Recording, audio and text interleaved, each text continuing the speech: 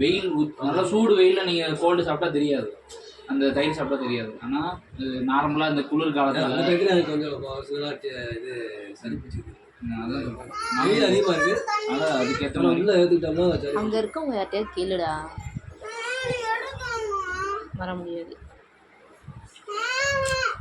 இங்கே பாரு நைனாவுக்கு என்ன பண்ணுறாங்கன்னு பாரு. நைட்டு எவ்வளோ நேரம் தூங்குறீங்க? அங்கே பாரு எவ்வளோ நேரம் தூக்கம் வருது நைட்டு?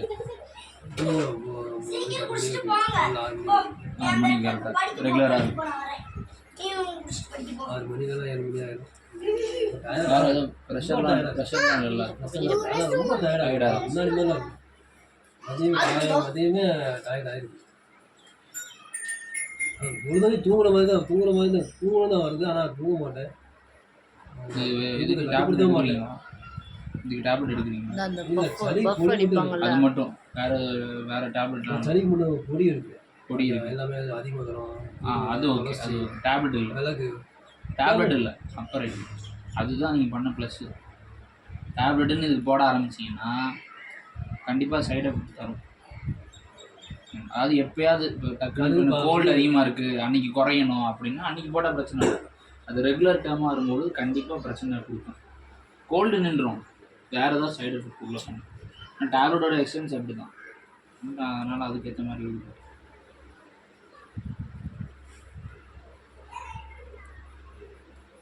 நைட்டு யூரின்லாம் எப்படி?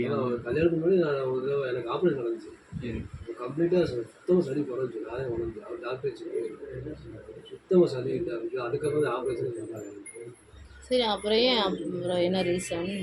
அதுக்கப்புறம் இங்கே வந்து மாத்திரை எடுத்துகிட்டே இருக்கும்போது சின்னஸில் ஃபுல்லாக கூட்டம் எந்த காது போட்டாலும் சின்னஸு சொன்னாப்புல டீலாம் இனிமேல் குறைச்சிருங்க தயவுசெய்து.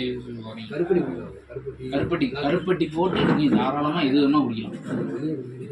கருப்பட்டி காஃபிலாம் போடுறாங்க, கருப்பட்டி டீ, கருப்பட்டி பால் கூட போடும், பால் எடுத்து அப்படி சாப்பிட்றாங்க. சுகர் கண்டென்சி குறைஞ்சி, சுகரில் இருக்குது, சுகரில் நிறையா ப்ராப்ளம் இருக்குது. சுகர் கண்டென்சி கண்டிப்பாக நீங்கள் குறைச்சி, அதாவது ஒயிட் சுகர் சொல்கிறீங்க? ஒயிட் சுகர், பிளாக் அந்த நாட்டு சக்கரை கூட எப்போயாவது ஓகே, கருப்பட்டி எடுத்துகிட்டா ரொம்ப பெட்டர். இப்போ நீங்கள் மட்டும் தான் இருப்பீங்க எங்கள் வீட்டில், என்ன எல்லாருமே ஓகே, ஓரளவுக்கு சுகர் கம்மியாக குடிக்கிறது நல்லது. இல்லை எப்போயாவது டீ குடிக்கிறது ஓகே, எப்போயாவது குடிங்க, ஆனால் ரெகுலர் வேணும். வீட்டில் நாங்கள் ஜாயின்ட் ஃபேமிலினால அவங்க குடிக்கிறது நம்மளும் குடிக்க மாதிரி தோணுது. சின்ன வயசுல அப்படி பழகிடுச்சு. ஆனால் அரை கப் கொடுங்க அப்படின்னு. தனி ஃபேமிலியாக இருந்தாலும் பிரச்சனை இல்லை, ஜாயின்ட் ஃபேமிலியாக இருக்கிறதால எல்லாம் குடிக்க பழகிட்டாங்க, நம்மளும் அப்படியே ஒரு மாதிரி தோணுது. லங்ஸில் சளி எப்படியாவது குறைக்கணும், ஜோ பண்ணிக்கிட்டே இருங்க. பிச்சுட்டு இருக்காங்க.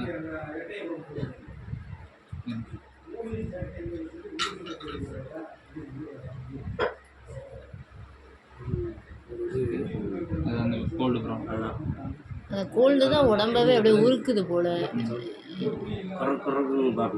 ஆனால் நர்வ் வந்து அந்த சளி பிரச்சனை காமிக்கும். அந்த கோல்டு தான் உடம்பவே உருக்குதா பிரதர் இவங்களுக்கு? அதுதான் டைமுக்கு சாப்பிடுவோம், அதை மட்டும் மறந்துடுறீங்க. இப்போ ஓரளவு மறந்து வெளில ஊழியத்துக்கு போகிற டைமில் ஒரு பிஸ்கட் பாக்கெட்டோ இதான் ஒன்று பேக்கில் எப்பொழுதுமே 2 எவ்வளோ வச்சுக்கோங்க. அதே சமயம் ஆயில் ஐட்டம் வந்து அதிகம் எடுத்துக்கணும் எப்போயாவது. இது சொல்கிற மாதிரி ஃபாலோ பண்ணி எடுத்துக்கலாம். இன்னொன்னா அதுக்கேற்ற மாதிரி நீங்கள் இன்னொன்று எல்லாருக்கும் சொல்கிறது, வாரத்தில் 1 தடவை 2 தடவை ஏதாவது கீரை சூப்பாகவோ இல்லை கீரை அந்த சாப்பாடு நம்ம பெரட்டுவோம்ல, அதே மாதிரி வாரத்தில் 2 கீரைனாவது அட்லீஸ்ட் எடுத்துக்கலாம். அதெல்லாம் எடுத்துக்கிட்டிங்கன்னா கொஞ்சம் ஹெல்த்து நல்லாயிருக்கும், ஹெல்த்து நல்லாயிருக்கும்.